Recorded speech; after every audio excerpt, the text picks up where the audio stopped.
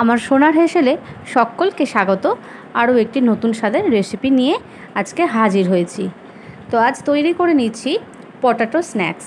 তার জন্য মিক্সার জারে নিয়ে নিয়েছি 4 টুকরো করে রাখা 1 ইঞ্চি মতো আদা, 4টে থেকে 5টে লঙ্কা, অবশ্যই কাঁচা লঙ্কা, আর নিয়ে নিয়েছি একটি মাঝারি সাইজের ডুমো করে কেটে রাখা কাঁচা আলু। সব উপকরণ ভালো করে পেস্ট করে একটি পাত্রে আমি ঢেলে দিচ্ছি। যারা আমার মতো চা প্রেমী তারা একটু অন্য ধরনের স্ন্যাক্স অবশ্যই চায়ের সাথে চাইবে, তাই এরকম ধরনের স্ন্যাক্স যদি চায়ের সাথে থাকে তাহলে বিকেলটা পুরোপুরি জমে যায়। এরপরে দিয়ে দিলাম স্বাদ মতো নুন, গোটা সাদা জিরে, আর দিয়ে দিয়েছি শুকনো কাঠখোলায় ভেজে নেওয়া কারি পাতা। অবশ্যই সেটি হাতে ক্র্যাশ করে নিতে হবে।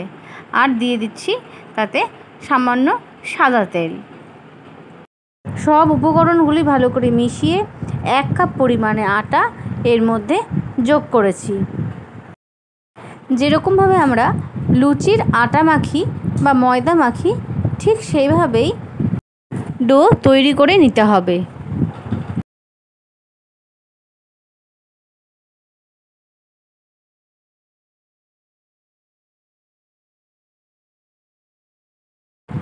ডো তৈরি হয়ে গেছে।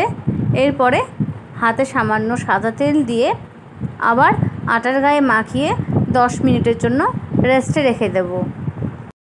10 মিনিট পর ঢাকা খুলে লেচি কেটে রুটির মতন বেলে নিয়েছি। তবে রুটির মতন একেবারে পাতলা হবে না, আবার খুব একটা মোটাও হবে না। এইরকমভাবে বেলে নিতে হবে। এরপরে এইরকমভাবে কেটেও নিতে হবে। যদি কারোর কাছে কুকি কাটার থাকে তাহলে সে সেটা দিয়েও কেটে নিতে পারে। আমার কাছে যেহেতু নেই, তো তার জন্য আমি ছোট্ট এই গ্লাস দিয়েই কেটে নিয়েছি। সবগুলো আমি এই একইভাবে কেটে নিয়েছি। এরপরে কড়াইতে তেল গরম করে একে একে প্রত্যেকটি স্ন্যাক্স আমি ভেজে নিয়েছি। অবশ্যই খেয়াল রাখতে হবে যেন তেল খুব গরম না হয়। মিডিয়াম টু লো ফ্লেমে সব স্ন্যাক্সগুলোকে আমি ভেজে নিয়েছি। বেশি হাই ফ্লেমে দিয়ে ভাজলে ভেতরটা কাঁচা আর উপরটা লাল হয়ে যাবে, তাই মিডিয়াম টু লো ফ্লেমেই এগুলোকে ভেজে নিতে হবে। চায়ের সাথে বিস্কিট বা কুকিজ আমরা সবাই খেয়ে থাকি, তবে এরকম ধরনের স্ন্যাক্স যদি বাড়িতেই তৈরি করে নেওয়া যায় তাহলে বিকেলের চা অবশ্যই জমে যায়। তাই এরকম ধরনের স্ন্যাক্স আমার ভীষণ প্রিয়।